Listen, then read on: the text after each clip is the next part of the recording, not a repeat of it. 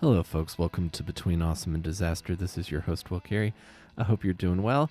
Hope you're staying safe. Hope you're wearing your masks and having as safe and responsible a holiday as you can this year. It's back in March. I didn't think that this would still be going on during the holidays, but here we are now. So I've pretty much just been pretty much just been in the apartment.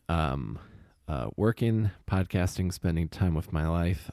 My in-laws did come over for a meal on Hanukkah. That was the normally we do a much bigger Hanukkah latke feast at my apartment or for Hanukkah, but obviously this year it's not safe to do that. So it was just me, the wife, and the in-laws, which was still quite lovely.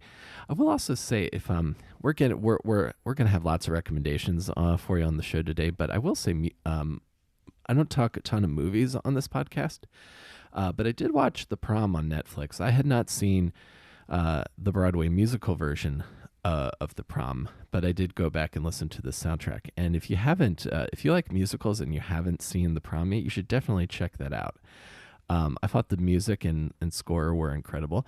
Tells a timely, important story when it comes to inclusion and tolerance, given the main plot of the show.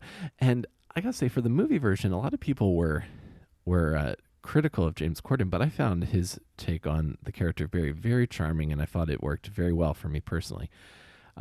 So I'm not sponsored, but check out The Prom. It's an entertaining bit of business. And I say we're getting into a lot of recommendations on the show today because today is our semi-annual holiday tradition that I just came up with last year.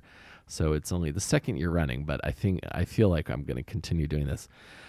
Returning for, I think, his fourth appearance on Between Awesome and Disaster is my very close friend, my castmate in my sketch group Backdoor Barbecue, and one of my closest pop punk friends. Paul Cohen returns to the show today, and we're going to recap the year of 2020 in terms of our favorite pop punk albums, songs, our favorite EPs, because EPs related to full albums are a completely different category, and all of the stuff we really enjoyed in the genre of music that we both love the most.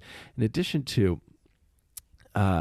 just being able to catch up with a really good friend, this is me and Paul talking about like our favorite thing in the world. In a year where I was able I was fortunate enough to get to interview some people and bands who I really, really admire, and other music people. This is something I look forward to doing every year around the holidays because it's good to get to catch up with Paul, and it's also good to hear about stuff that I might have missed. Although I will say our lists are pretty similar. But if you are curious about what me and Paul's some of our favorite stuff is, you can also check the link in the description for the playlist we made of some favorite singles for the year.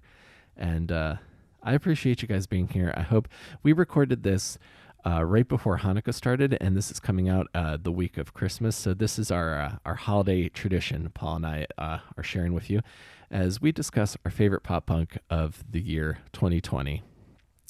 And I appreciate you guys being here. And if you enjoy this, I do have almost over 190 episodes to get you through the holiday season. If you can't see your family, if you're only able to see some of your family, and or if you have to be isolated. So thank you guys for being here, and let's discuss the pop punk in the year 2020 with my good friend and castmate in Backdoor Barbecue, Paul Cohen.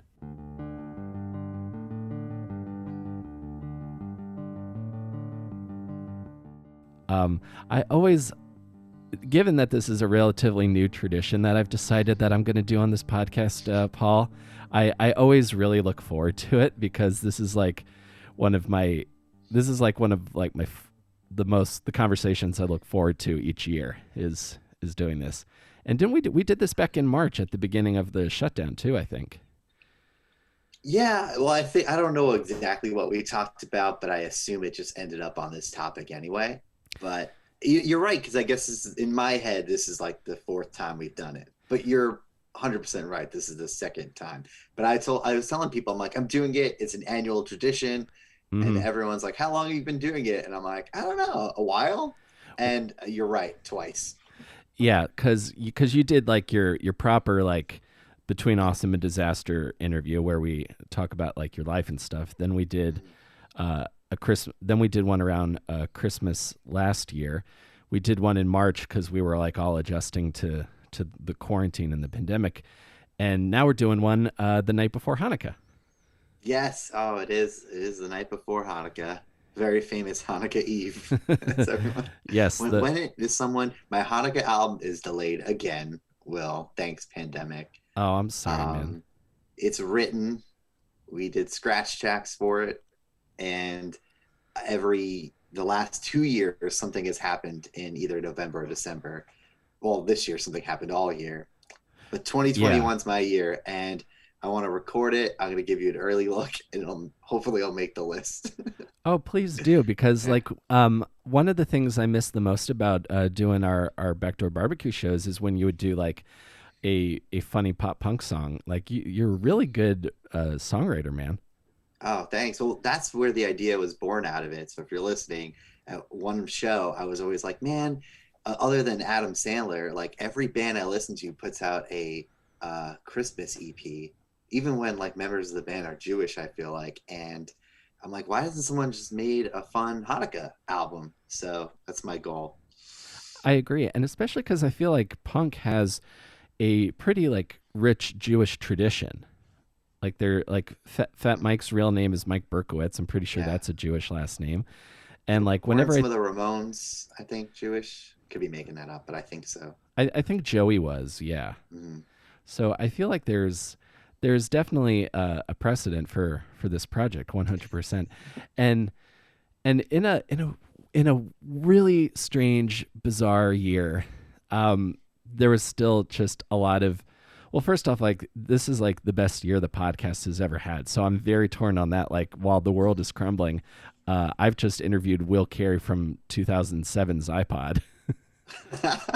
Well, um, I wouldn't equate the pandemic to the success of your podcast, though. It's a good things can happen in this year too. I got married this year, Yeah, so you got married. You had a great year for the podcast. Mandalorian season 2 came out. Basically, you are killing it. I love the second season of The Mandalorian. Like literally every time I think they can't top what they just did, the next episode is even crazier and more awesome. Yeah. Um, but to kind of start through our list of, I'm on the discoveries of 2020, which kind of plays into because some of the discoveries I had this year also ended up as guests on the show as well. The first thing I would start with though is that my contribution to discoveries this year was the Punk Japan playlist on Spotify. It's pretty wild. I checked it out. Yeah, well, so listeners know that like I talk about Japan a lot with bands on this show. So the thing I like about that particular playlist, not only is there a ton of like what I would describe as like very classic like skate punk and like melodic punk inspired stuff on there, but it's also that playlist highlights lots of bands that are still in like the couple hundred monthly listeners a month section. So that's actually Yeah. highlighting new artists. What was Well, something you saw? yeah. What was something you Well, heard on there? on a piggy. Oh, I don't remember. I just had it on while I was working, Uh just to prepare for this podcast. Quite frankly, huh. but to piggyback on that, because as we know, I'm famously an Apple Music user. I'm the Yes. only one left, so I don't get that cool thing every year that shows me what I listen to from Spotify. But I found this playlist on Apple called Rise and Grind, Mm-hmm.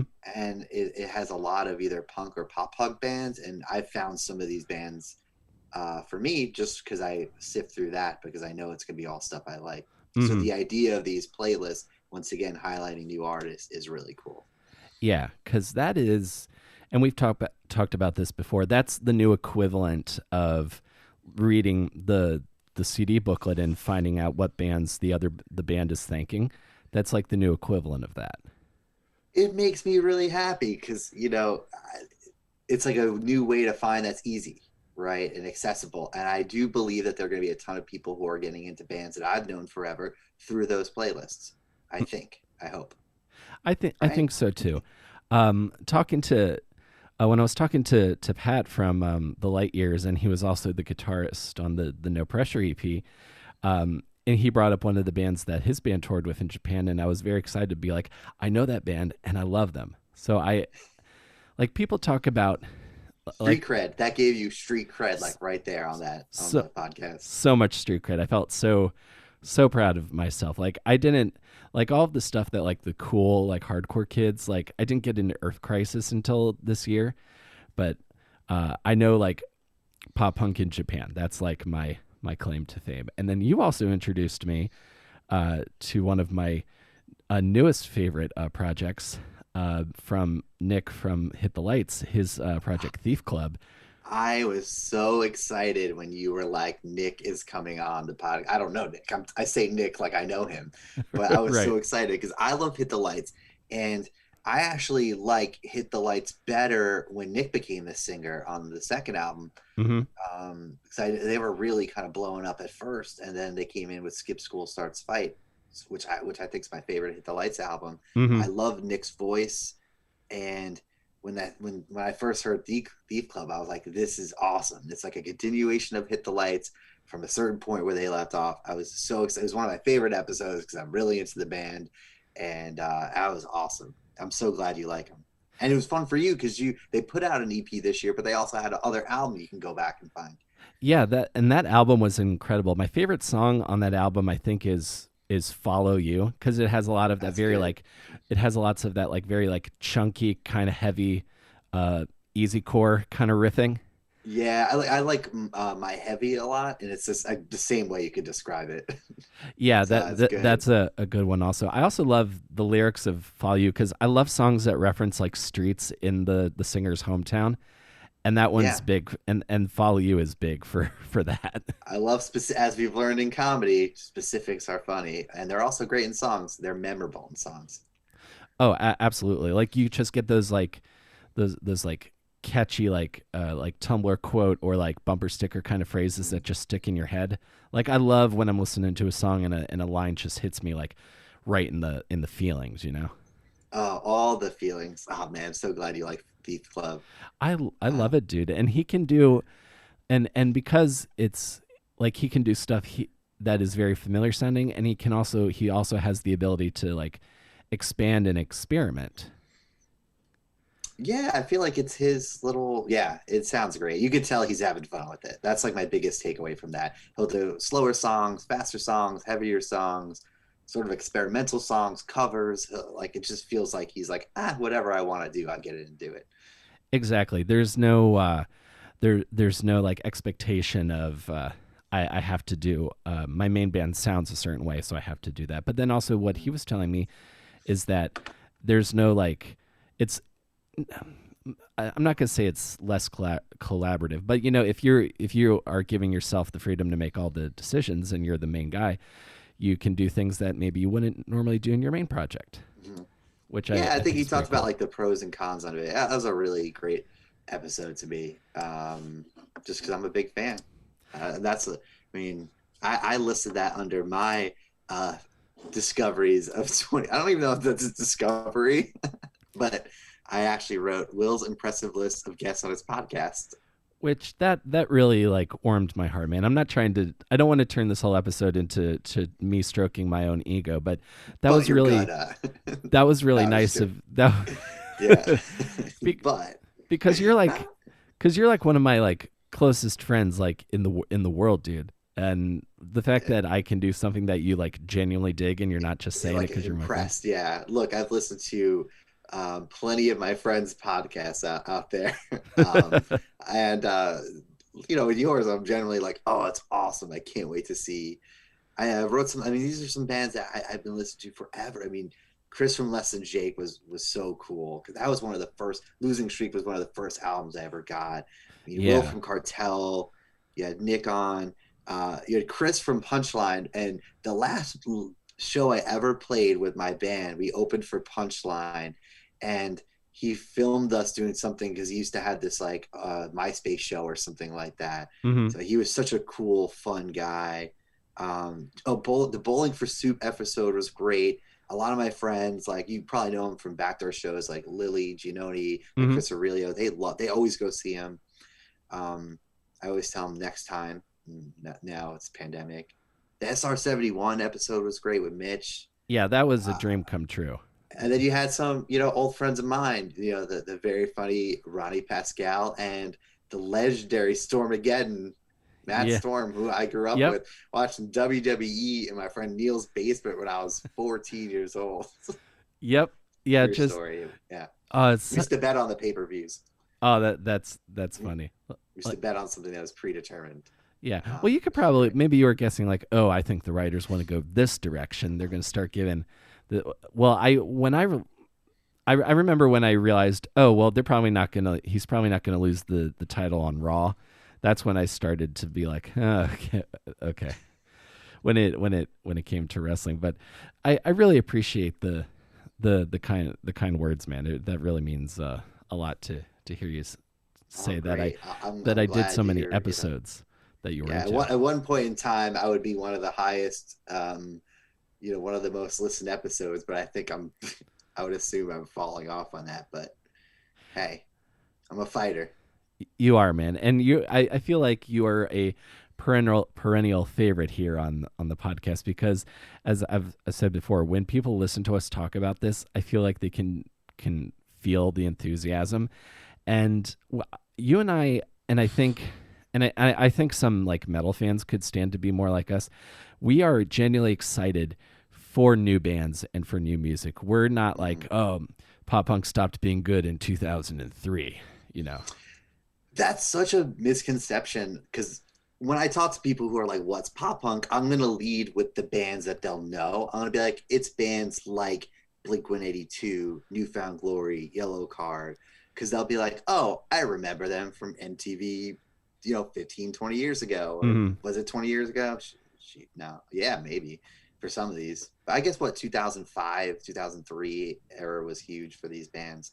Yeah. Um, But now the kids in bands I'm talking to now, that their starting point for pop punk is like the story so far or the Wonder oh Years. wow, wow, we're so old. We are, man. But to transition seamlessly into the next section, as far as like new artists go, holy crap, there's so many good new bands coming out, and not just on that punk Japan list. I really want to talk about, which is also on the favorite EP list, is the band Goalkeeper from Philadelphia, who I got to chat with every single member. Which is awesome. Yeah, I love that. I can't wait till they put out a full length. And it's kind of hard to be a new band right now. Well, Yeah, first off, by the way, listeners, let's just be clear. New bands have probably been bands for 6, 7 years.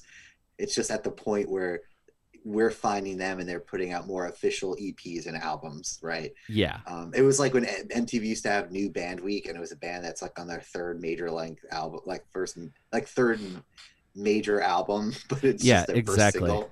Hmm. So you know, I don't want to pretend these bands are like new, so to say, but the Goalkeeper. I listed a couple of these. You had some too that we had out there, like Goalkeeper, Meet Me at the Altar, Bearings, No Pressure. You probably spoken to most of these people, but the Goalkeeper album is great. I can't wait for a full length. Yeah. I'll be listening. Oh, 100%. I love what I loved about that. What I love about their stuff is it's tuned down, so it's like heavy. It's like heavier sounding riffs, but it still maintains all of those like pop punk melodies, and the lyrics are coming from a place of like, I'm gonna say more like reflective, mature reflection compared to like the pop punk songs about girls that are just like, you broke my heart and you suck and I'm not going to reflect about my role in this whatsoever, back when we were younger, or like, Yeah, you know what? Bands seem to be smarter nowadays, or maybe just more emotionally intelligent at a younger age, because you very right. rarely see that. I was listening to I put on a Nest album the other day, Oh and yeah. like just for fun, from a maturity standpoint, go listen to like Mest at the same age as like Goalkeeper, and you'll be like, oh wow, very different. Mm-hmm. Well, which Mest album? Destination Unknown. Yeah, I remember that one. They put out a new album this year as well, Masquerade, that I thought was really good. They did. They did. I think it had the original members on it, but they don't tour because I feel like Jeremiah, the guitarist, had was singing on some stuff. Unless I'm making this all up in my head, but I Well, I really believe that. well, I think the album came out like a couple months before the pandemic, so I think that if they were going to tour it, it probably ended up not being able to happen. But they're back like in.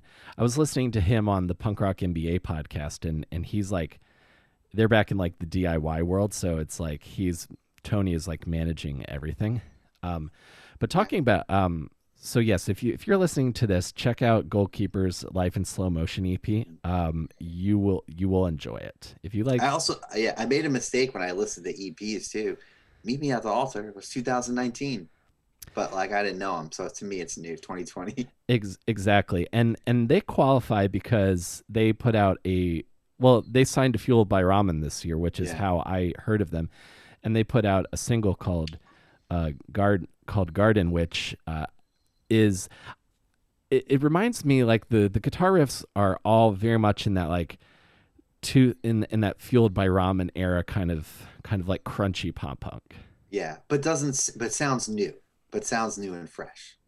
Exactly, and again the vocals, like her voice is just soaring. Like she has that like awesome like she could be like I always and this is I feel like you want to say she could be a real singer.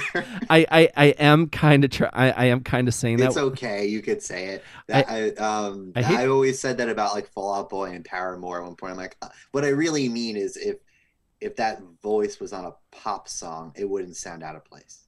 exactly. That's exactly what I'm saying too.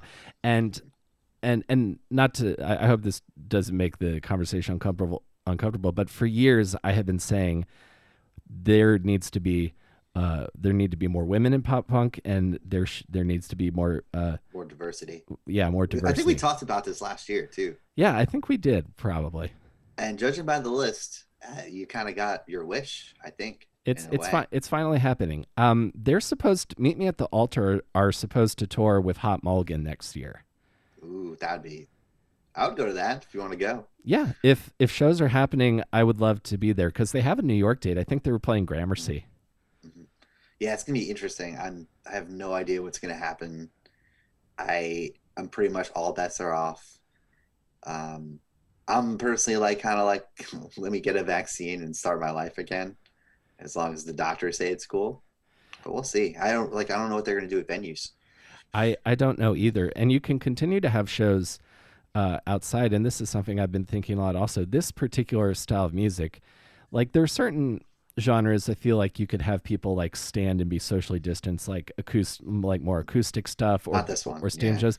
But punk and metal to a certain extent thrives on the energy of like pushing up against strangers and being in the pit and jumping up and down. It's just not quite the same feeling uh, spread out, you know? It's not, but you can have some fun with it, I guess. Because they have been doing, and I know when we talk about the live streams, we'll get to it, but they've been doing drive-in shows, and Hmm. they don't really have them in the in the city, but other Yeah. places they do look cool. So Yeah. I we will I feel like whatever happens with the state of the pandemic and the vaccine, or how slow the return to live performances, um, artists always adapt. Like in comedy, people stand up has been adapting to doing rooftop shows and outdoor shows, and so we'll always find new ways to continue to make things. Brandon from the Lawrence Arms is very optimistic about the DIY scene that'll come up post pandemic. So, talking to him, I'm excited for what we can build in like the remnants of closed businesses, yeah, basically. you know what I think, and this is change is always occurring, right? And I think you're right. Artists always adapt, and I don't want to ever for a second look. It's been an extremely hard year for anyone who particularly works in like anything live venue Event related, production, or yeah. also like restaurant related, anything that has to be more in person. But I think humans in general always look to what it was, and they're like, it's never going to be like that. But everything we really have was born out of change at some point, and you're just gonna force artists to get more creative. It's gonna change maybe the way they see things and shake things up a little bit. And I think a lot of good, a lot of bad's coming out of this year. Don't get me wrong, but I think creatively, maybe some good things will come out of this. I think so too. Like we'll find a way to thrive. We'll adapt. I feel like humanity is a very adaptable group collectively. So I think we will find a way to figure it out. Like again with live streams, like even though people say like live streams again, it's not the same as being a live show, but it is still a very cool thing. And I got to see some cool live streams this year that I wasn't going to otherwise. This one didn't make the list because I don't view this guy as a pop punk artist, but I watched Brian Fallon play American Slang by the Gaslight Anthem solo front to back just in his living room. I guess maybe it's not pop punk, but I feel like most people that listen to the genre listen. Yeah, I think so. You know, like if they probably, I don't know if they've done Warped Tour recently, but it feels like if they were on, it would feel right at home. Maybe I don't know if they tour with some of these bands, but I think it's very similar crossover crowd at least. I think so because they played the last time I saw the first time I saw the Gaslight Anthem, they were on tour with Jimmy Eat World and Against Me. So I agree with you there. Yeah. 100%. And before we get into our favorite live streams, did you get my text about how Newfound Glory are doing another one? Oh, the holiday one? Yeah. So I've already done 2 Newfound Glory live streams this year. I guess that just means I'm going to do a third, essentially. Yeah. Yeah. And which is I'm 100% okay with. So, my favorite, well, I want to give one shout out to a different live stream because it was really cool. Mm-hmm. And, my friend was involved in kind of putting it on. And Oh, really? it was Andrew McMahon. One of the first ones they did is he did this drive-in show in California, and he did From Jack's Mannequin, Everything's in Transit in full. And one of the cool parts was obviously they play the album, they play other songs, and he did Woke Up in a Car, and it was really cool. And it was like really the first live show with people during the pandemic. Because this happened way early on right. During it before I think some of the more live streams are coming out. So I want to give that a shout out. But, my favorite live stream was Newfound Glory did a songathon, close to the release of I guess for a release of their album. They played 40 songs. Wow. Do you know how much 40 songs? It's a lot. It's like 2 hours plus of playing. And the funny part about it is it was on at like 7, but live streams could be a friend event too. Mm-hmm. So I actually have never watched a live stream without texting with different groups of people during it. Like I'm kind of there with them. And my friend Ben and Adam, we were like, let's watch the Newfound Glory live stream together. But it was starting at like 7. Adam had a kid, so he's like, and the live stream said like, it looked like you could start at any time or it'd be available for replay. And we're like, okay, it's cool. We'll, maybe have a couple drinks and watch it later. Mm-hmm. But it like turned out like there were some problems. So the live stream didn't come available until like 11:30, the replay. And we were all like, should we do it? Should we not? And they were like, screw it. And like everyone just blasted it on their TV in like the middle of the night. And it got to the point where we're just sending videos back and forth of us singing along with it. And it was like so much fun. And it was one of those things where like we made the best out of this situation type of thing. So that was really fun. Yeah. And it was so ridiculous. Obviously we started so late. We were probably so overtired. It was ridiculous. Oh, totally. That sounds incredible because watching the one they did for the 20-year anniversary of the self-titled album was amazing, and I love that we were texting back and forth. Yeah, during that, like it was same like, idea. Like it's like, look, I know, I'm watching this at my computer alone at my house, but not really. Like the energy of your friends and doing it. Like I do like to watch movies with people, and we'll start a movie at the exact same time and be talking about it. We watch. Like we'll find ways to make it feel like we're doing stuff with people. Exactly, and like listening to. And also just getting into seeing how each band did their live stream. Like, not only was it cool for this Newfound Glory self-titled for them to have Will from Cartel, like literally, I think a week after I interviewed Yeah, him, be the second which is guitarist. awesome. Yeah. Because they've toured when we were at the show that your background is. Ryan Key Yeah. from Yellow Card was their second guitarist. Yeah, he was. And just a little backstory on this. Will and I Zoom every week. Yeah, pretty much. Uh, and I didn't know how to put a background on my Zoom. And now I feel like every time we get on, and we have friends come on, and it's like we're all Yeah, hanging yeah. out. And I always try to like put a stupid background on. And right now it's a concert. It's a Newfound Glory concert. Yeah, that's from the now closed PlayStation Theater. Formerly Best Buy Theater. Yes, for it was the I Best feel Buy. like that went through a lot of names over time, which is not a good sign. I think it's going to be like the Rad Theater or something like that I next. don't know. I've seen 100+ shows there. I think Yeah. something ridiculous. Yeah. Oh wow, that's. I think I've only seen who have I seen there? I've seen Newfound Glory, Angels and Airwaves. I saw Philip Phillips, the season 11 winner of American Idol. Whoa. Chelsea and I went to that when we first started dating. Those are the big ones I remember.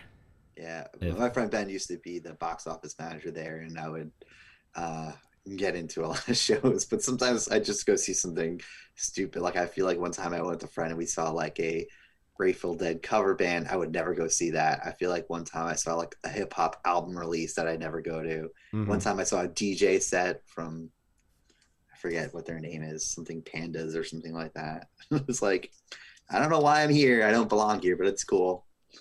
Oh, So that's spent wild, a man. lot of, yeah. Yeah. But what I was saying earlier is like, so that live stream was kind of, I think, set up more like to look like you're in the audience. Like there was a establishing shot, and then they had like three cameras, so it Yeah. felt like more of a studio production Mhm. compared to the Menzingers live stream. They had someone with a camera on their shoulder, and they were in different corners of the room, Mhm. and the camera would kind of switch between and get closer to different members at different parts of the song. Oh, cool band. It was like a practice studio, so you felt like almost you were watching them like as like a friend sitting there. Yeah, it would be like Oh, if you were in the recording studio with them, which for like music people, I feel like is a very exciting thing because wouldn't you want to like sit in a recording studio while watching your band record like yes. new stuff? I would love to do that. Yes. Man, I love that song "Looker" by Menzingers. Side note, we won't go any further with that, That's but that's a I love great that song. that's a great Yeah. song from a great album. And then my favorite live stream this year, and I feel like we'll probably have differing opinions on this, but the Wonder Years Halloween show. So I didn't know the Wonder Years are of course a great like 2010s pop punk band from the Philly area. I didn't know that they do a Halloween show every year where they will impersonate another band and then And do you an would have never, because you don't live in Philly. They probably always do it in Philly, so you would have never gone to see this otherwise, unless you went down there. exactly. And when I was doing some research for this, I found that they've done Limp Bizkit in previous years, but I knew but this year they did two separate Blink 182 sets, so I knew I was going to have to watch this. Yeah, and I have to say A+ on their song choices for the Hmm. set lists. They played a bunch of Dude Ranch stuff, which you never hear. Yeah, they played like the set list that they both chose because the Wonder Years are a 6 piece, so they did two 3 piece sets. Was very heavily from like Dude Ranch, Enema of the State, Take Off Your Pants and Jacket And era. some like not the songs you necessarily. I mean, they played the hits, but like they probably did They did Shut Up. like going away to. Didn't they do going away to college? I think so. Yeah, which was cool because that's one of my favorite. That's a top 5 Blink song for me, Hmm. definitely. And I don't know. Actually, that's a lie. Blink played it recently. Recently, they've been playing Enema of the State for their tour from like a year and a half ago, 2 years, Hmm. around the 10-year anniversary. But normally, I don't think they'd really play that live. Yeah, I don't think so. And they also played they also covered Shut Up, which I don't even know if Blink ever really plays Shut Up live. Mm. It was good. Yeah. it was really good. If You're I right. They definitely don't play that song. Like that's a song that's on "Take Off Your Pants and Jacket," right? Yeah, that's like There's track no way they 10. play that song live. Yeah. Yeah. That's like one of those deep cuts that I think a lot of fans like, but never seems to make it into the set list. Although speaking of like Blink songs that don't make it into the set list, during that like I think it was the Neighborhoods tour. It was before Tom left the band again. In Iowa, I think people started chanting for the party song, and I don't think they had ever played that song since they wrote it. So they played like half of it, and were like Yeah. And there's like, nah, fucking it we up don't. the whole Yeah. time. Although Travis, of course, was playing it like expertly. Yeah. He's good, man. He We'll get to is. Travis more in a bit. I have Yeah, Travis to discuss. yeah. There's a lot of Travis to discuss Yeah. because Travis produced the first pop punk album to hit number one on Billboard in, I think, since Take Off Your Pants and Jacket.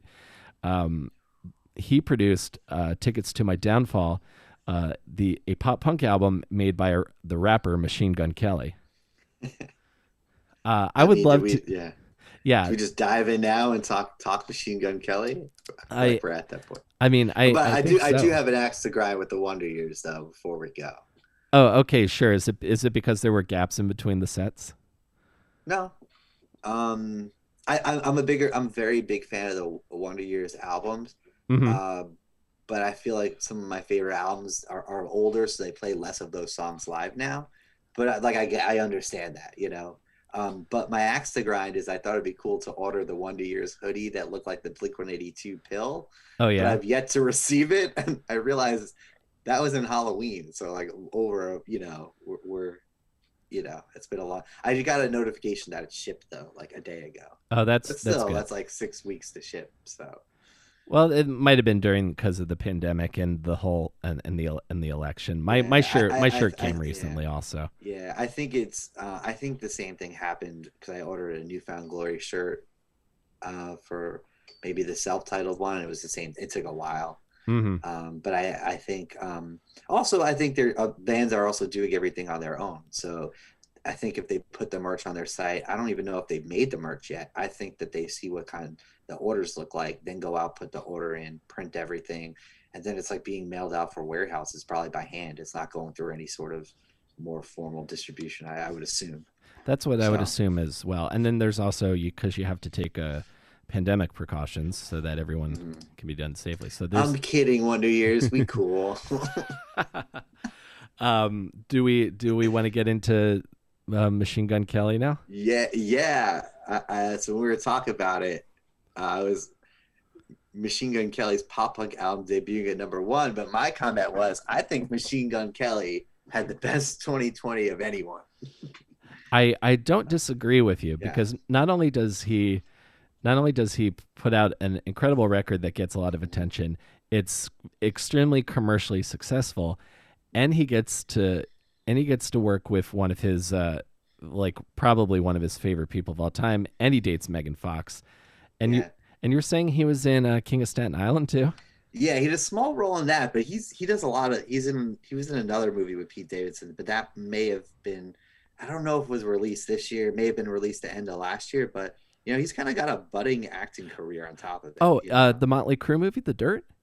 No, hold on. I'm gonna find it because Big Time Adolescence. Oh, okay. I I haven't think he heard of was that in movie. this. If he wasn't in this, then maybe he wasn't. I don't know. He was in something, and he was really good in it. And I was like, oh wow, this guy could act. Yeah, he had a small role in King of Staten Island, which obviously I was really into. Um, Yeah, that's like your Citizen Kane I as grew a up as a there. dude from Staten Island. Yeah. Yeah. Uh, Um, yeah, he was in Big Time Adolescence, and he was very good in it. So I think it's credited as 2019, but I think it came in towards the beginning of this year, hit like streaming services and stuff. So right. I'm like, man, you do like movies that I like. Um, I mean, I think is a good thing for pop punk in general, because I think a lot of people that I like are like, oh, this is the stuff you listen to, right, Paul? Like what Machine Gun Kelly just did. And I liked Machine Gun Kelly prior. He's one of the very few hip hop artists I probably have on my Hmm. iPhone. So to me, it was and that album is great. It's really good. Like from a songwriting standpoint, those songs are all bangers. Like the performances are incredible. I will say, I knew Machine Gun Kelly because he plays Tommy Lee in the Netflix movie The Dirt, but I, Uh, I, the only modern rap I really listen to is nerdcore, so I wasn't listening really dialed in with like what was cool in hip hop nowadays. yeah. And the first Machine Gun Kelly song I heard was that song he did with Youngblood. Uh, do you know the one I'm talking about? That Watch Me Take a Good Thing and Fuck It All Up in One Night. And that was like, I feel like Okay. Yes, I do. that was that was like the, I think the first tiptoes towards towards doing blending like rock and rap music modern in a modern context. Hmm. And I really liked that song. So when I heard rumblings he was going to do a pop punk album, I was all about it. And the songs, I've listened to it probably like 5 or 6 times now. The songs are all so incredibly good. Like from a songwriting standpoint, they absolutely smash. It's I shouldn't say it's better than it should be because that's silly because he's clearly a talented, creative guy. Mm-hmm. But it is really cool for him to just be like, I'm going to switch to this genre because that's what I like to listen to, you know? Yeah. Um, which is, I mean, I'm looking at the track listing now and it really was, when I put it on, I was excited because I like him. By the way, if you haven't seen it, if you have Showtime, only was one season, but he was in this show called Roadies. Mm-hmm. And it like follows these people on tour with the roadies on tour with the band, and that was like one of his earlier acting roles, and he's phenomenal in it. So to me, it almost felt natural because he put out that single. It was a cover of a Paramore song. He was Mm-hmm. in Roadies, which is rock based, and he was in the Motley Crue movie. So to me, it felt somewhat natural that he'd be putting out, more of a rock album at that point. Right. Um, but when I put it on, I was like blasting it through Bluetooth speakers in my apartment, and I like 3 songs in, I realized like I wasn't just tasting the album to see what it was. I was generally like really into it. Yeah, same. Like the first time, my favorite song now, still after several listens, is the one with the Halsey feature, "Forget Me Forget Me Too." Too. That's Just that chorus is so insanely catchy, and then the second verse when it's just bass. That's my favorite. One of my favorite things to do in pop punk is to have a verse with just the bass. And I've seen Halsey live. I saw her open for Imagine Dragons a few years ago, and like I could tell she can sing. Like that's sort of like I call it sort of like dreamy pop. mm-hmm. Um, uh, I understand it. you know exactly what I'm talking about. So that's Yeah. so I don't like live and die by that style, but I recognize talent. So getting to hear her sing on a pop punk song was very cool and exciting to It's me. good, man. I love the opening track. It just right off the bat, you're like, oh, I know what I'm in for. And then it definitely has a Blink 182 influence all over it, Oh yeah, absolutely, all over it. Yeah. absolutely. Like Travis is like I was listening to Krista Makes and Mark Hoppus talk about like Travis as a songwriter because I don't think because drummers you never really hear people talk about drummers as songwriters, but like Travis is like contributions to Blink songwriting and I imagine to production as well. Um, you can absolutely, yeah, I agree with you completely. You can absolutely hear Mhm. his imprint on Yeah. this album, and I think Well, it's great. I mean, if you think about it, I was like, oh my God, Wonder Years played songs from Dude Ranch, but think of the songwriting from Dude Ranch to Blink Afterneath, Blink Afterwards, not underneath. And it's very different in a good Mm-hmm. way. It's like he took something good and made it great, or something great and made it even better. Yeah, I agree. Like he kicked the he's the X factor that I think kicked Blink up into becoming like as successful as they were. Yeah, I agree.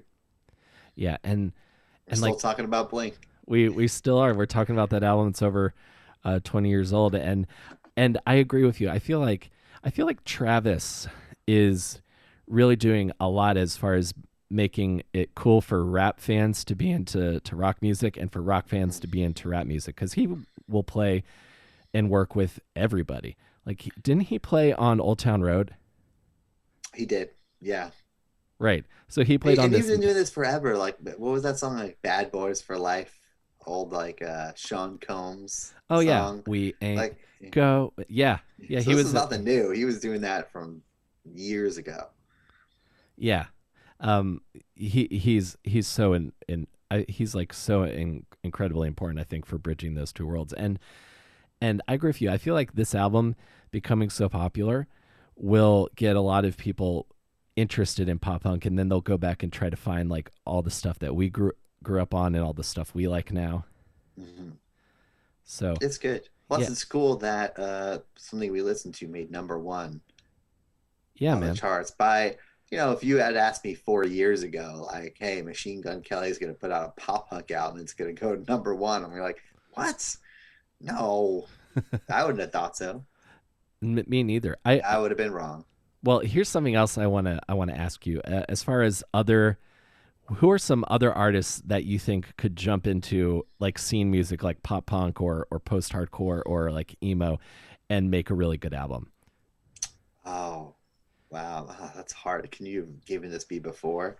I think certain pop singers really could. Mm-hmm. Ones that are like I don't think an Adele could, right? But if you told me Kesha did, I'd believe it 100%. Uh huh. Some of those, maybe a Halsey, um, I some of think. those, some of those like pop. Oh, there's, you know what? I have someone who I think absolutely would. I just can't remember it's a guy. Well, Um, while you're thinking about that, I'll say I feel like an R&B singer like could translate to like you could very easily translate to like the kind of post, not like Thursday post hardcore with like screaming, but like the stuff that's like very like delay and shoegaze inspired. Like I like you're think so. yeah. Yeah, there's this album. He's very famous, so I'm going to pronounce the name not wrong, and people are going to be like, "This guy's lots of singles on the radio." His name's like Love. I think it's Lauv. Okay. Um, listen to him. He has a new album out this year. Listen to a song called like "Drugs and the Internet" or "Fuck It, I'm Lonely," and you'll be like, "I could see that as a pop punk song with this singer if you switched up the style." Gotcha. I'm gonna check that out. Fuck it, I'm lonely. Yeah, Awesome. I'm yeah. I'm gonna "Drugs and the Internet's" a good song too. You'd like that. It's catchy, Oh cool. very I catchy. Excellent. I will check that one out as well. The reason I I don't brought listen to that many pop albums, but that's a good one. Yeah. Well, the reason I asked you that is because I have one of my other favorite albums from this year was the band this band Movements put out a really great album on Fearless Records, and they're sort of like that post hardcore, lots of like delay and chorus, like clean sounding guitar, and lots of like very like kind of like emotive singing.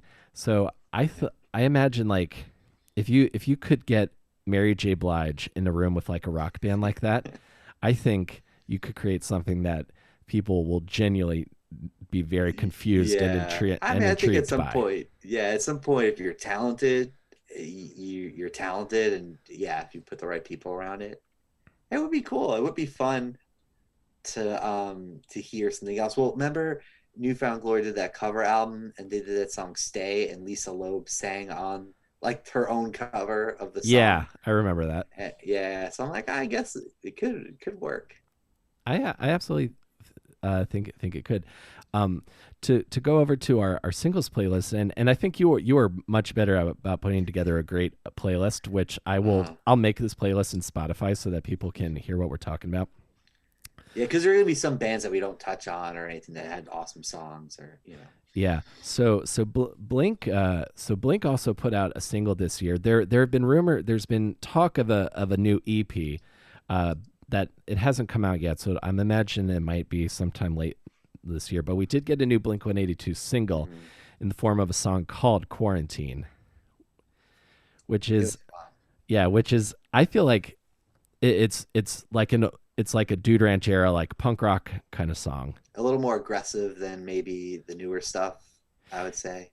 Definitely. A lot more. Well, it sounds like with certain bands, especially bands that have been around a long time, I think there's certain albums where you could hear or certain phases where they get reinvigorated and it sounds like they're having a lot of fun again, Yeah. you know, or having more fun than, some bands hit this big success and put out a couple albums that do okay, they don't do great, and then they kind of then start a new like run again Mhm. that feels like fresh to them and they maybe don't feel the need to, maybe it's because their biggest albums are so far in the past, they don't feel the need to like replicate that, or they can put it out the way they want.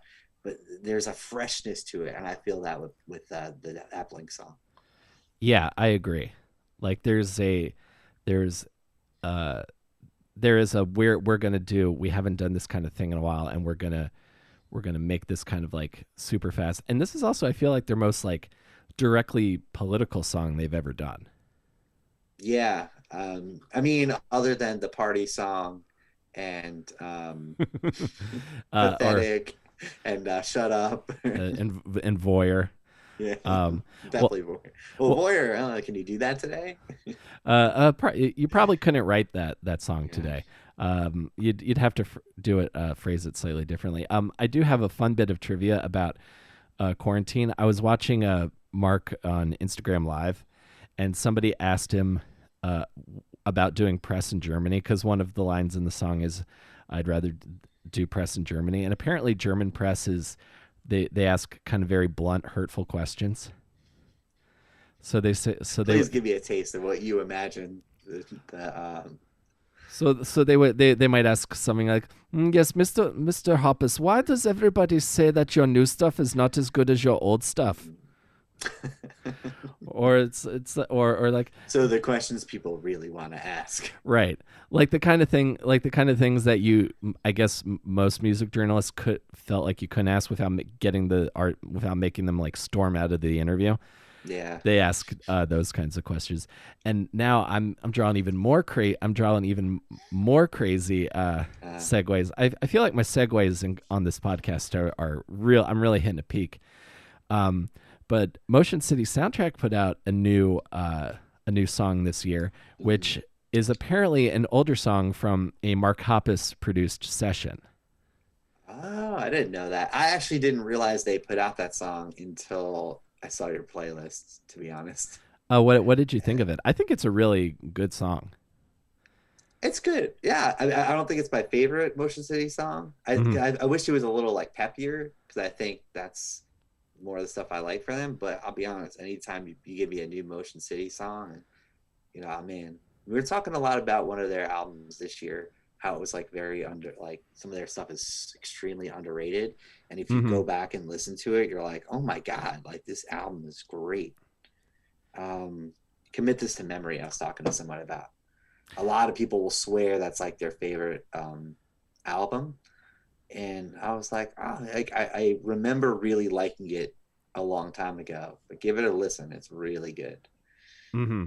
Yeah. Like you've never heard it before. Well, give this album a listen. Well, I'll go back and re-listen to it, because I don't know if you remember this, but like the second to last concert before the shutdown happened was for me was Motion City Soundtrack on their Don't Call It a Comeback tour. Yeah, that probably was a great tour. No, It was very fun. It was very fun because I uh wish I went. I should have could, went.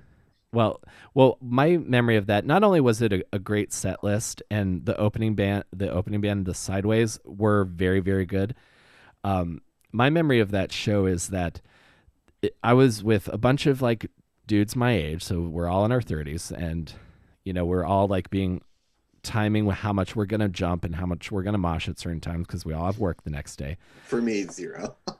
And there was a big cluster of like wives and girlfriends in Uh, the corner that were just, that's funny. well, because Chelsea kind of pieced out like through a few songs in, and was like, "I'll see you after the show," and because she doesn't do mosh pits, and she told me that she was standing next to a very visibly pregnant woman with like presumably her husband, who was like had like this like, "I want to go in the mosh pit" kind of face, and she just wanted to turn this woman and just say, "Just let him go, just let So him the go." guy did not go. He didn't go, apparently. Oh man, I think the first time I ever saw Motion City, I didn't know who they were, and it was on one of those. So I used to go to the Starting Line Christmas shows every year when they used to do them at Starline Ballroom, Yeah, I and went I to a few guess of those. Motion City was like the main support, and I Oh wow. loved their set so much. I asked him, I was like my buddy, because he was like, you have a CD player in your car, and I bought the CD so we could listen to it on the way home. So I was like, I don't know who these guys are, but I gotta, I think it was their first full length, That's like awesome. right when that came out. I I used to go to those shows every year. I remember the one I went to was with my friend Leo and the girl I was dating before I met Chelsea. We went to one of those shows, and that's the openers were Real Friends and Major League. That's cool. Wow. And that's when I realized, oh, pop punk is still being made, and it sounds like this now. I know Leo.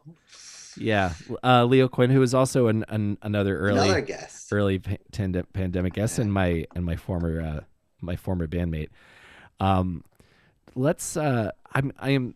This is going to be, I feel like, hard for me to determine a favorite album of this year, and I've split up the list into pre-pandemic and pandemic, because I feel like there were some really great albums that came out in January and Get February lost. that I didn't think about when we talked in March. It's gonna be difficult for me to pick a absolute favorite, but I'm gonna do it, and I would love to talk through some of these with you. I didn't So let's not go feel it out. Feel it out. Maybe by the end of this, I know mine already, but okay. you don't know. Maybe I'll change my mind through this discussion. Maybe. Well, other relatively recent guests, and I was supposed to see them live before the shutdown happened. I don't usually put Anti-Flag in the same genre as pop punk, because I consider them a punk band, even though their stuff is very melodic and super catchy. But their album 2020 Vision, I think, is one of my favorite things they've done. The songs are all like super, super catchy. The guitar parts are all instant earworms. And they have a non-punk song, like an acoustic song called Un-American. That's one of my favorites they've done. They've done a few songs in that style, but I really enjoyed that one. Yeah. And what's amazing too, to think about it, because I remember seeing Anti-Flag at Warped Tour. Oh God, 19 years ago, something. Maybe not 19, wow. but you know what I mean. Yeah. Something where it's like, wow, like in high school. I remember seeing them in probably at one of my first or second Warped Tour in like 2006.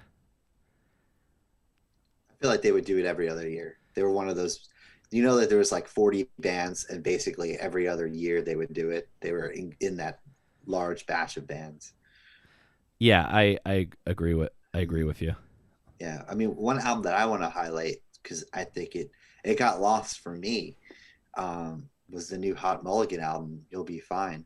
Yes, I always liked Hot Mulligan, but this album I thought was like fantastic. And before the pandemic, every year I do I do fantasy baseball, like a very hardcore, it's not like weekly, it's like what do they call, like rotisserie, like year long. And they all make fun of me every time. If we're doing it, every time I walk in, they'll play Newfound Glory to make fun of me, because they're they're very much like rock people who are going to talk about rank every Beatles album, or let's talk about Bruce Springsteen's best album, Gotcha. More classic stuff. And they're always like, and you listen to this stupid music, Right. That generation thinks our stuff is kid music. I mean, they're only like 2 years older than me. I know, but it's still a weird generational divide. Yeah, and I had Hot Mulligan I was probably on just to repeat back, because I was, it was probably like it was probably right before the pandemic hit, quite frankly. Yeah. We actually had to redo the draft because so many things shut down in baseball, but people are like, oh, this music is good. Like, this is good. And I'm like, haha, you idiots. This is the stuff I like. And I tricked you. What I thought was crazy about that album is that they wrote pop punk songs and kind of light easy core kind of stuff, but they were playing through. It sounds like it's recorded with like classic rock instruments. Like it sounds like they're using like Fender twin reverb amps and like old distortion and like single coil guitars. Like it sounds like indie rock kind of instrumentation. Because normally punk you think is like being like super super high gain amps, like super crunchy sounding, and as like a guitar nerd and a recording nerd, the production and the guitar tones really stood out to me. on Very like clean You'll at Be Fine. times too, and I mean that in like the best possible way. Yeah, And it's very it has energy, but it's also sort of comforting and relaxing at times. It's just very well written. It's very well written now. exactly. Like like you cannot not enjoy like a perfectly well crafted 3 minute rock song. Mhm. Um, and then Well also, put. yeah, and then also like I feel like my early playlist, and when we talked in March, we were still like listening to the singles that were being released from what would become full lengths. Very And true. I'm gonna guess what your favorite. Uh, I'm inclined to think that your favorite album of the year was either Forever and Ever Times Infinity or Pink Elephant by Stand Atlantic. I'm not going to give it away this early, Not gonna give it this way. Okay, but I will. I guess I'm very typecast. I am not an easy. I am easy. I'm easy to figure out. I guess. Well, Stand Atlantic was like last year was like both of our favorite new bands, and then Mhm. their new album I thought was just so ridiculously catchy. Like, and I felt like it Yeah. combined like 2020 like pop sounds with all the like kind of electronic sounding stuff and like guitar driven rock music. Uh, it feels like an album that could have gotten away from them to me. You know, sometimes you listen to a band and they have that more pop punk style, and then it just seems like maybe I don't know what it is, but they put out an album and it's just a pop album, like less instrumentation, or it just doesn't sound like Mm-hmm. it's just something doesn't feel right about it. That's how maybe it could have gone, but they actually found a way. First off, it's an extremely pop punk album to me, Yes. but they found a way to incorporate all sorts of like electronica stuff and just different sounds into it to make it a little more unique. And I loved Stand Atlantic's first album, and I think this is even better. And this is the type of album. This is one of the an album that I Mm-hmm. tell people, I'm like, go listen to this, and then they become fans of the band if they're not fans of the genre. That's what this album kind of was, because I did tell like a million people about it. Yeah, and that's pretty. And I always love when bands from our scene can do that, kind of break in and connect with what I describe as normal people. Yeah. Because like we all know it's great, but when when someone else Uh-huh. agrees that it's great, I always love when that happens as well. Um, Yeah, and that is an album filled of, there are at least five songs that if they were on the radio, it wouldn't surprise me, you know. But at the mhm. same time, they don't quite fit radio because they're maybe too fast or too much energy sometimes to be that more standard radio hit. But I I don't know. That's a great album. I love Australians in general. Yeah, Uh, Australia is one of those countries, along with Japan as well, that is making some really excellent like punk rock music. There's a ton of great bands coming out of the UK also that I'm still trying to track down the origin of. Um, and I'll include Neck Deep's All Distortions Are yeah. Well, Intentional. Neck Deep's got to be like the most recent like standard bearer for the UK pop punk scene, I guess. I would agree with Yeah. that. Yeah, and when I was listening to All Distortions Are Intentional, I kept thinking of like, and again, I always, like, again, being a guitar nerd, like I think about like the '90s like Britpop scene, like your bands Hmm. like Oasis Beat me to it. Yeah. or Interpol, like that kind of stuff. Hmm. Like it sort of reminded me of like it was like pop punk meets that. They've always done this thing where they do covers or stuff for different albums, Mm-hmm. Um, I forget like the songs that saved me type albums, and they always pick 90s songs and really stay more true to the 90s version. So when I heard this album came out, I was like, oh, they love this music. Like, this is it. Like, Uh huh. they finally found a way to bridge the two styles. Totally. Um, yeah, I put what song? I put a Neck Deep song on the playlist. Let me Uh, see. you put I've got it here. You put Oh, What Took yeah, You So Long. yeah, it's a great song. A lot of these stuff, like I said, a lot of the albums that were mentioned, or some that we don't, we put songs in the playlist, and some of them are like the singles off the album, and some of them are not, and Mm-hmm. are a Yeah, little different tastes.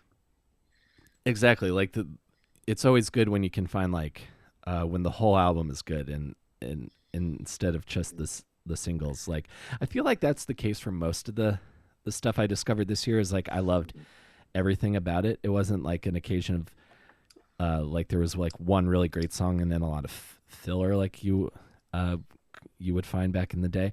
Um, Another very interesting merch tie-in that I wanted to make sure I mentioned as well because I ordered it for myself. Knuckle Puck.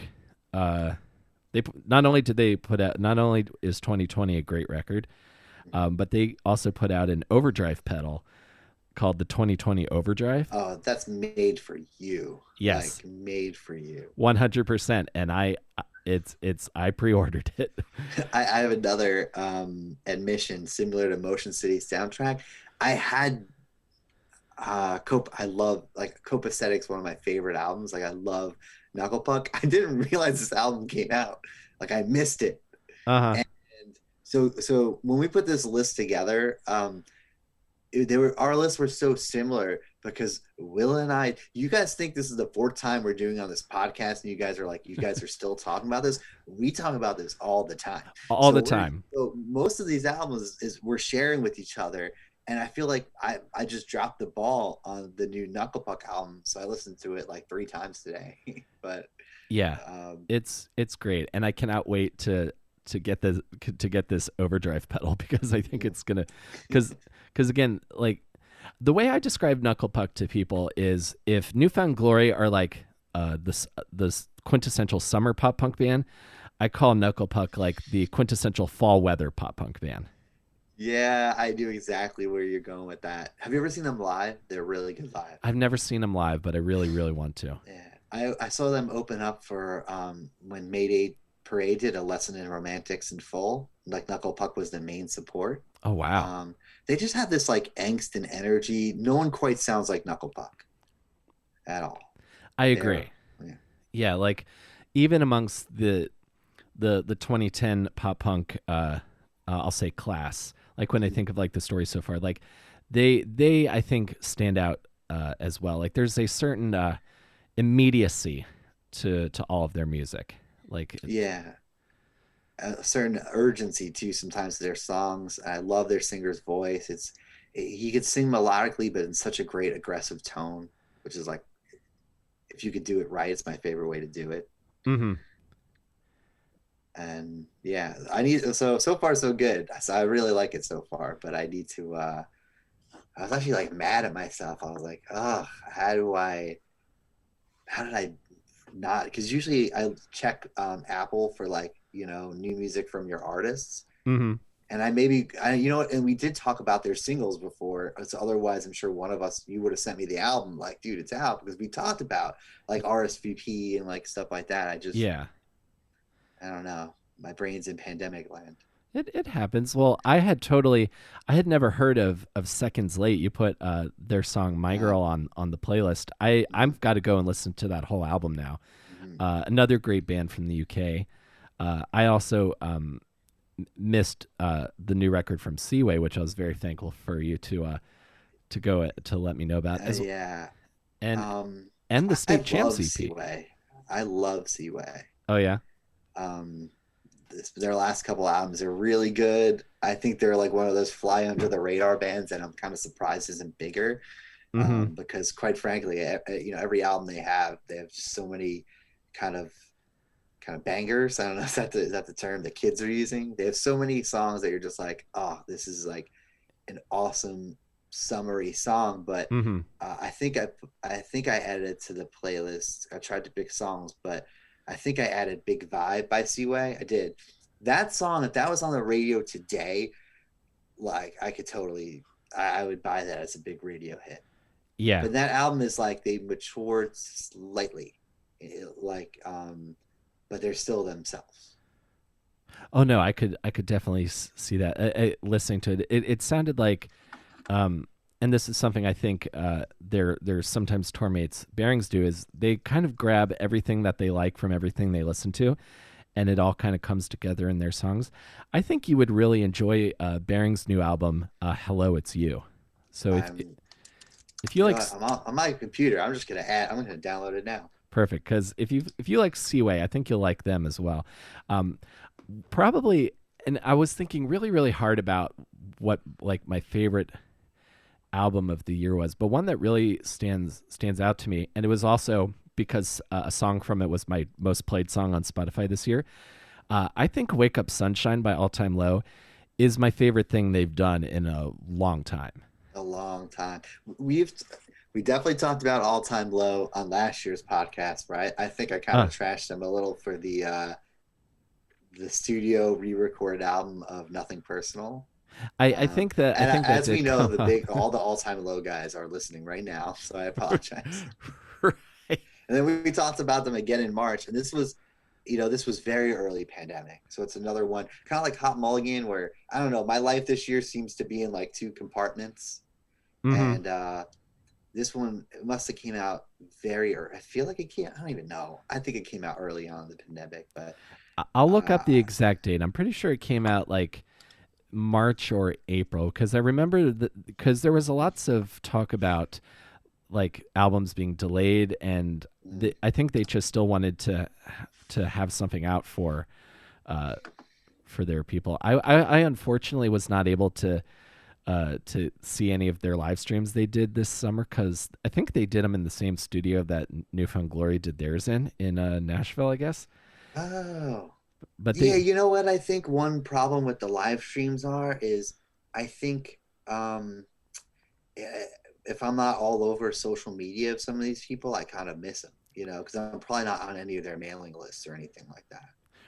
right. Yeah, so unless you see it like a couple times and make a note. It came out Wait, so on you're April telling 3rd. me I thought the only bands that did live streams were Newfound Glory, Wonder Years, and Andrew McMahon. What are you talking about? Well, All Time Low did like 5. They like would Oh do wow, and they would I do like really missed it. they Yeah. would do like different they would do like different set lists. But I thought Wake Up Sunshine was amazing. Not only because did they have like huge like not only did they have like huge charting singles with monsters and again Mhm. combining like they're working with rappers and like indie pop singers. Yeah, Black Bear on that. Black Bear had a feature on that, but they also had like to me some of the most like heartfelt like beautiful rock songs they've done in a long time, like Safe or Favorite Place. I love just the end of the album, Summer Days and Basement Noise back to back is to me an awesome way to end that album. Yeah, Yeah, like and it's fun. Like it really kicks off the album with like, upbeat track after upbeat track after upbeat track. And then it does move into another territory at times. yeah, I thought the songwriting was just so incredibly good. And this my number one song that I listened to on Spotify this year was Melancholy Kaleidoscope. It's a great chorus. An absolutely great course. I always think of, and I doubt this was intended, but the lyric can't can't. Well, it's actually it's not the chorus, it's the bridge. Like maybe I'd do better. Give me 45. I know that that's probably not intended to be political, but I always think about it as a political line Hmm. whenever I listen to it. But that line can't be 100 if you're only given 95. Yeah. Well, talking about like great lyrics just really stuck out for me this year. Yeah, it's a great album, man. You're right. Great songwriting for them. They're very hit or miss for me all time low. Sometimes I feel like their albums are a little too produced and doesn't feel like themselves. And sometimes I think they knock it out of the park. Hmm. Um, Yeah, you like know what? We had this discussion with Leo before. yes, Very, I'm we like, did. I was like, did we do this on the podcast? I'm like, no, we did this Yeah, as friends talking. yeah, that was just that was just us and Leo. Yeah. Um and then I also want to make sure I mentioned this one almost flew under the radar for me as well, but Self Care by Yours Truly, Uh-huh. another great Australian pop punk band. Yeah. I thought Yeah, this was I great. love my favorite song on the album is their single, and I know that's on the playlist. Yes, it Funeral is. Home. Yep, it definitely is. It's for a song named Funeral Home, guys. Let me tell you, it's gonna make your head bop. Oh my god, it is absolutely like absolute earworm that song. Uh, Like now when I listen to songs like uh the guitarist Ryan Bruce, who's he plays in a band called Dragged Under, he gave me like the best songwriting advice for what he and his band do as far as like determining like pace of songs is that they jump up and down while playing playing riffs. They're like, Yeah. and or so I'm like bobbing my head right now because that's the same kind of pace as jumping up and down. I'm sitting down, so I can't jump.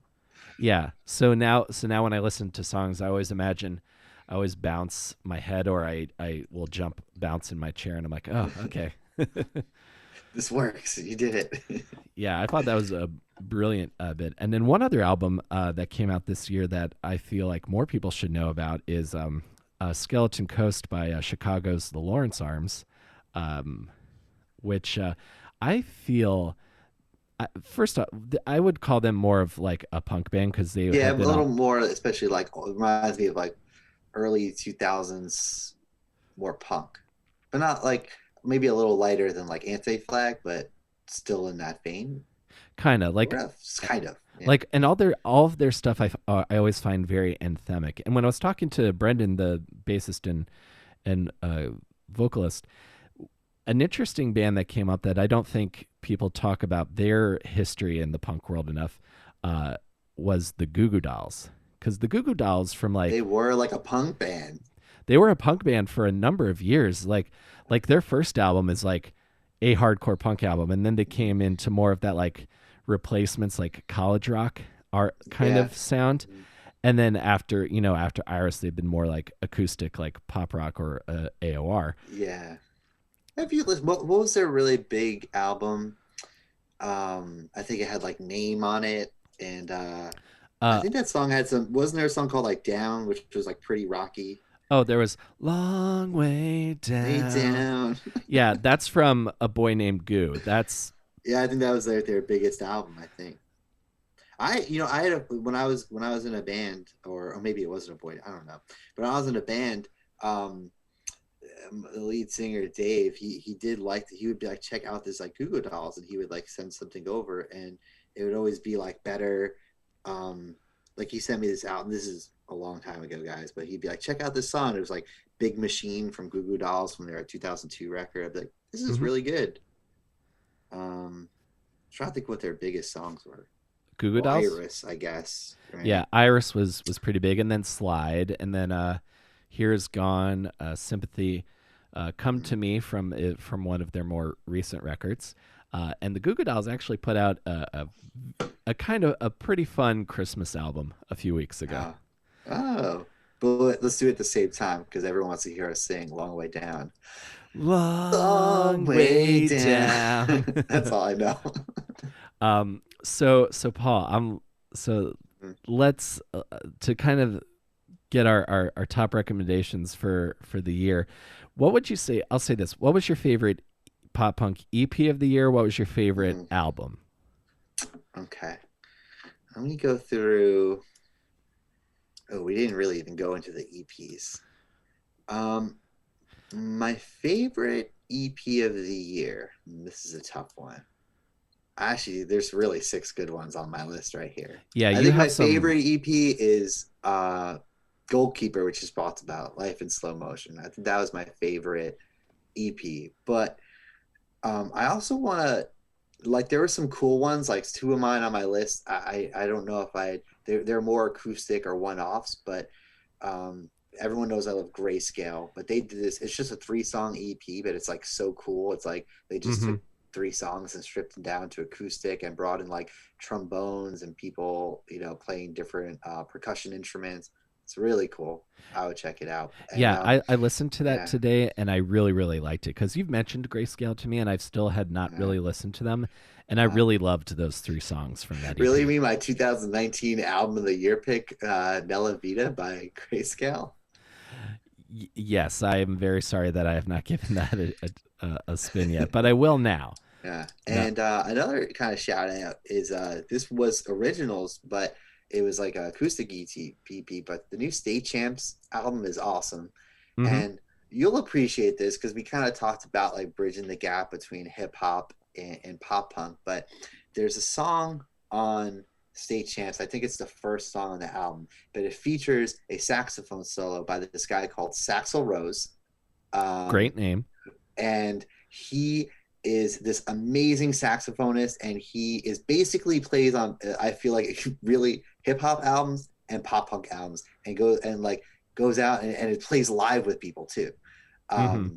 So if you look at his credits, it's like, oh my god, like wow, he's really toggling like these two worlds so well.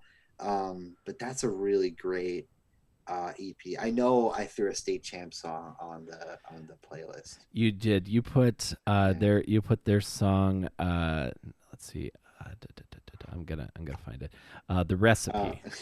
Yeah, you introduced I me. put the recipe, which is not the song with Saxel Rose, but just check out the whole album if you want to hear it. But Yeah, that was one of those ones you sent to me that I really really enjoyed, and I'd have to say I agree with you. I feel like the Life in Slow Motion EP was my favorite EP of the year, with State Champs and the No Pressure EP being a very close tie. yeah, I found it. I kind of yeah.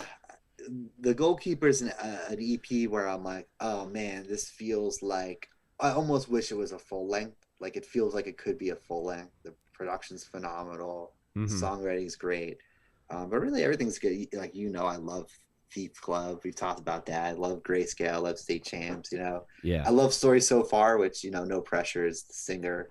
Yes, it is. It was like he was like, I want to do an album that's a little more like Blink and old school pop punk, and Yeah. because that's like a one-off, right? Like they're not gonna. Well, they're I asked Pat about that, Uh-huh. and I feel like they're open to doing stuff in the future whenever they want to. But the whole idea is that of the No Pressure EP is that it's no pressure. Exactly. Yeah. Um, so Whoa! I just got it. well, speaking of getting things, apparently, do you remember when Travis Barker tweeted that MGK didn't realize what "Take Off Your Pants and Jacket" was? No, but that's hilarious. Took me a week to figure it out, probably. If I Uh, to be honest. I'll be honest, I got it probably around the same time Machine Gun Kelly got it. Oh, I didn't put it the only together. reason I got it was because I remember being like, "Take off your pants and jacket," and it's probably my friend Ben or something was like, "Paul, say it, but say it more like this." It's like emphasize the jacket. And I think I don't remember who told me. I think it was somebody. And then when I said it, I was like, "Oh, I got that." That was very obvious. And I think it's hilarious that a major label said, "Sure." And favorite album of the year? I feel like I guessed it, but I could be wrong. You did guess it. It was Sand Atlantic, Pink Elephant. Yep. I Yep. love that album so much. I listened to to lead up to this podcast. I basically listened to everything we put on the list. Yeah. And I was like, no question. The Newfound Glory. I don't think we really touched on the Newfound Glory album. We talked about their live stream. It's very good. One of my best friends, he listens to like only hip hop really. He sent me his Spotify top 5, right? Hmm. And it was like I want to find it, but it was like Juice World, Eminem, Jay-Z, but number 1 was Stay a While from Newfound Glory, That's which one of my I favorite. found hysterical. Like that was his number 1 song. That's great. That's one of my favorite songs from the new album. And we're talking about like, and this I feel like opening with kind of Newfound Glory and then closing with Newfound Glory might be a good way. I feel like Forever and Never times Infinity was them again realizing how awesome their pop punk in their early stuff was, and kind of paying tribute to that. Like I remember hearing interviews with them around the time Greatest of All Time came out, where they would talk about that South Florida like punk and hardcore scene, Mhm. and like kind of just the immediate energy of it all. And I feel like they really came back, and like there's maybe like one slow song on a very long album. That's the other thing with Forever Never is I think it's a lot longer than most albums are nowadays. Yeah, it wasn't like, and not to knock, because I think I picked Sand Atlantic as my album of the year, which is a whopping 10 songs, Hmm. 15 songs on Forever Never times Infinity. Hmm. And it starts off with like a bang, like Shook by Your Shaved Head. I could have seen that on their earlier albums. And like songs like Himalaya that kind of contained the more catalyst, hard aspect of them.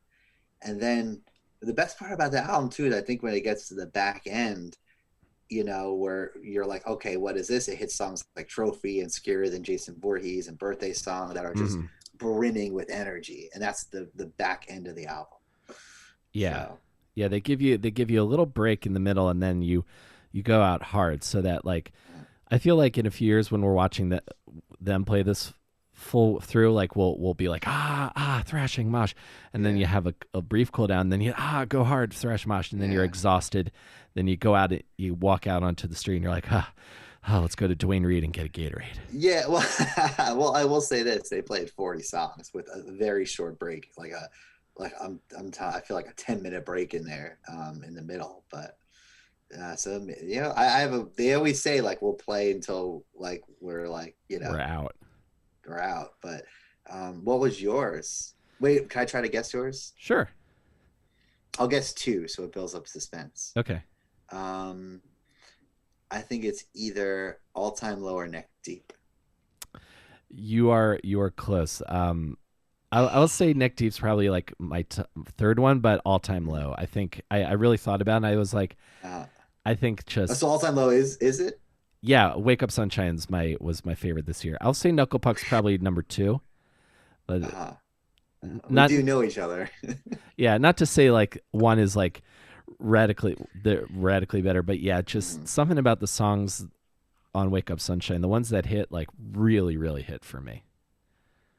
Yeah, I mean, look, the albums. For some reason, I thought there were going to be a lot more album. Maybe I just missed some, but I also think maybe stuff was slowed down a bit in the pandemic year, where I think Yeah. some stuff was delayed. But the albums that were coming out seemed to be very good, and a theme that you kind of said was the album seemed to be good. It wasn't just like a single or two, and then Mm-hmm. you know, phoning it in, which happens sometimes. Right. But then like the singles that came out, I feel like did what a single should do nowadays, and that's make you want more. You're like, that was great. Give me more. Give me more. Yeah, they released. It is different. I complained about it sometimes that I used to like when you only heard one single and then got the album, Mm-hmm. But now, and I guess it's streaming, so it's just a different business that you kind of release like three or four songs before you get the album, so Right. you kind of know what it is. But All Time Low, I think they released basically almost in track order, one through four, Yep. and I remember being like, "Oh, damn, this album's gonna be good," Yeah. you And know. I was not disappointed. Like I knew, like I liked some kind of disaster and sleeping in when they came out. I remember having the thought that when I saw the video and like, oh, okay, they have Telecaster Deluxes and 5-string basses. This going to be like a more like mature, reflective album, which it is at times, but not frequently. There's a lot of like Wake Up Sunshine is a very like good time jam of a summer song. I think that might be my favorite song on the album. I think it is. It's very good to me. It's Melancholy Kaleidoscope. For me, when I heard that, I was like, this album is going to be great, and it did not disappoint. And if I ever get Alex or anybody from that band on that show, I will tell them Mhm. that. Well, and hey, you could be like, I'm not lying to you. Go check the tape. Like, Exactly. There's this guy Paul. I talk to him all the time, and then we record our. don't listen to what he says about you. No, but I love that album. I thought it was great. Um, it definitely, to me, it may have been my favorite album since like Nothing Personal for them. I'm It was inclined a while to back. I'm inclined to agree. I liked Future Hearts also, but to me it was, and what Wake Up Sunshine did was not only did it show that they're great, that they can do the kind of like collaborative song that is popular nowadays, but they can still write. They can still do what you fell in love with them for. Yeah, and I think they also showed that because when you said is it going to be more of a reflective album, I took it as is this going to be like a slow, like unenergetic, trying to be profound type album. Hmm. And I think a lot of bands like you said, New Found Glory almost paying homage to some of that energy in the scene, and All Time Low, pulling out, think about the lyrics in Melancholy Kaleidoscope, and Yeah. to make an album that could be emotional and introspective, but not having to feel like a stereotypical. We slowed it all down and changed our sound to do it. Yeah, even the slow songs have huge choruses that again, like I know I'm going to be jumping up and down or bobbing my head when I hear those songs in person. Yeah. And Well, it slow just doesn't mean no energy. It's just slow tempo. The energy exactly is still there. exactly that's the key. Got to keep that Mhm. energy. Paul, I always love getting our year end chats, man. I always Yeah, I hope people like the playlist. uh, It's I like, I think people will. I will make this and then I'll put it in the description before this episode comes out. I'll put it out. We're mhm, recording this the night before Hanukkah. I'll probably release this the week of Christmas, mhm. and then It's a great Christmas treat. absolutely, man. And This podcast will be under your tree. and I look forward to when we our next Zoom hang, and then cataloging the year of 2021. That will be Absolutely, man. I can't wait. Look, I always love being on, man. Thanks for always having me.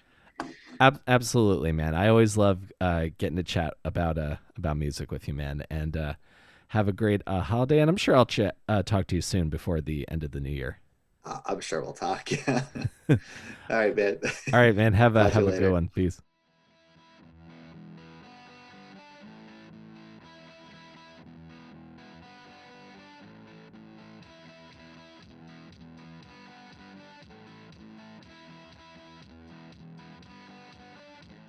A couple addendums Paul and I wanted to make sure we got at the end of this episode here. Paul wanted me to let you know that he did go and listen to the new Bearings album, Hello, It's You, and he is a fan. So we want to let you guys know about that. If you've also heard my recent interview with Ryan Fitz from Bearings, and another album I would really love to recommend you guys that wasn't out when we recorded is the new Less Than Jake album.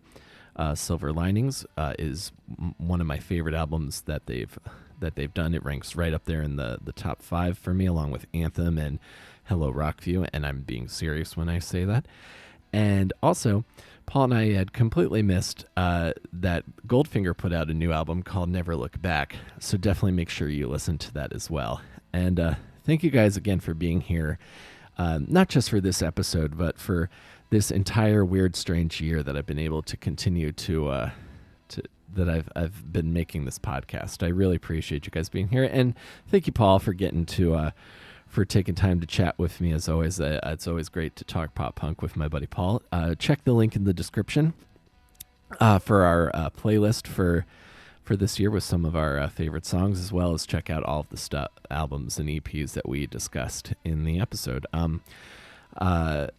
That's our show for today. If you guys enjoyed this and think you know a friend who might be interested in this podcast as well, I have over 190 something episodes for you to enjoy, and we are available wherever you get your podcasts. We are on Apple, Stitcher, Spotify, Amazon Music, and we are now on Pandora as well. If you listen to your podcast on Pandora, you can now listen to Between Awesome and Disaster there as well. I also want to give a shout out to my supporter on Patreon at the awesome producer level, Mary Beth Mooney. Thank you so much for your support. I sincerely appreciate it. If you guys are curious, you can go to patreon.com/awesome disaster, see what I've got going on over there. I'll have a lot more things to release and to make for you in 2021. And I appreciate you guys, your support on Patreon this year as well. And I know there's a lot of sincerity happening at the end of this episode, but thank you again to all of my guests who took time to talk with me this year. It meant a lot to me, and I sincerely appreciate it. So thank you. And thanks for being here and listening. I hope you had a happy Hanukkah. Have a Merry Christmas. And I will see you guys next time between Awesome and Disaster. Stay safe and wear a mask.